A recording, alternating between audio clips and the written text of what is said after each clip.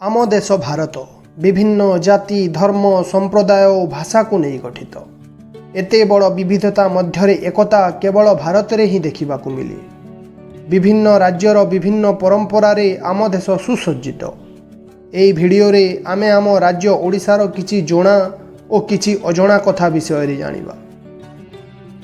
आगकू जीवा पूर्वरु भिडियो को like share और चैनल को सब्सक्राइब करंतु। ओडिशा भारतर प्रथम राज्य जी भाषा आधार रे गठित होइथिला। बिहार मध्य प्रदेश और मद्रास प्रेसिडेंसी रु ओडिया कहूतुवा अंचल को अलगा करी मधुसूदन दास को नेतृत्व में 1936 एप्रिल 1 रे ओडिशा गठन करागला। जानिच से समय रे केवल 6टी जिला थिला, कटक, पुरी, बालेश्वर, संबलपुर, कोरापुट और गंजाम। राजधानी थिला कटक। आदिवासी संप्रदाय रे पूर्ण आम राज्य ओडिशा। ओडिशा रे प्राय 62 रु अधिक आदिवासी संप्रदाय बास करती। सेमाने परस्पर ठू संस्कृति और परंपरा रे भिन्न।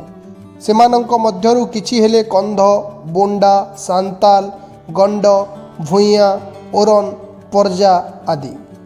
जनसंख्या दृष्टि कंध हेउची राज्यर सबुठु बड़ जनजाति। धनुयात्रा पृथ्वीर सर्वबृहत खोला रंगमंच। प्रतिवर्ष पौष मासरे बरगड़ और यार आखपाख अंचल पृथ्वीर सर्वबृहत खोला रंगमंच परिणत हुए। यह धनुयात्रा नाम पृथ्वी प्रसिद्ध। कृष्णଙ୍କ जन्मठू कंसर मृत्यु पर्यंत 11 दिन चले यही महोत्सव। केवल भारत नुहे पृथ्वीर विभिन्न अंचल लोके देखा आसती। भारतर प्रथम स्वाधीनता संग्राम। भारतर प्रथम स्वाधीनता संग्राम ओडिशा रे होइथिला। ताहा थिला पाइक विद्रोह। सेप्टेम्बर 1804 रे कलिंग राजा को जगन्नाथ मंदिर रु वंचित कले ब्रिटिश सरकार। ताहा पाइक विद्रोह पाई मूलमंजी स्थापन कला। 1804 रे अक्टोबर मासरे पिपिली ठारे पाइक माने इंग्रज सरकार को आक्रमण कले जोई राजगुरु को नेतृत्व रे। यह थिला भारतर प्रथम स्वाधीनता संग्राम। जगन्नाथ मंदिर पृथ्वीर सबुठु बड़ रंधाघर। पुरीर जगन्नाथ मंदिर पृथ्वीर बड़ रंधाघर। प्रतिदिन 10,000 रु अधिक लोकंकु खाद्य परसा हुए। जानिच पुरी श्री मंदिर रे विभिन्न समय रे मोट 300 रु अधिक व्यंजन रंधा जाए। कौनसी व्यंजन रे आलू किंबा पातल घंटा व्यवहृत हुए नहीं। Pigeon mail system. Odisha police प्रथम थर पाई पारा मानंकु व्यवहार करी चिठीर आदान प्रदान करिबा पाई प्रस्ताव देइथिला। 1946 रे प्रथमे यह परीक्षण करा जाइथिला। एहीपरि मेल सिस्टम 2008 पर्यंत ओडिशा पुलिस व्यवहार करिथिबा जणा पड़े।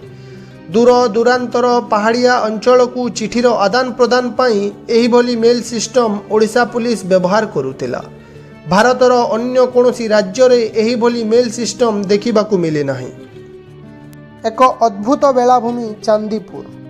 बालेश्वर चांदीपुर बेलाभूमि को हाइड एंड सीक बेलाभूमि कहिले किछि अचुक्ति हेबो नाही। एहार कारण हेउची कम जुआर समय रे समुद्रर पानी प्रतिदिन 5 किलोमीटर पर्यंत कमी जाए और उच्च जुआर समय रे एहा पुणी 5 किलोमीटर आगकू चली आसी।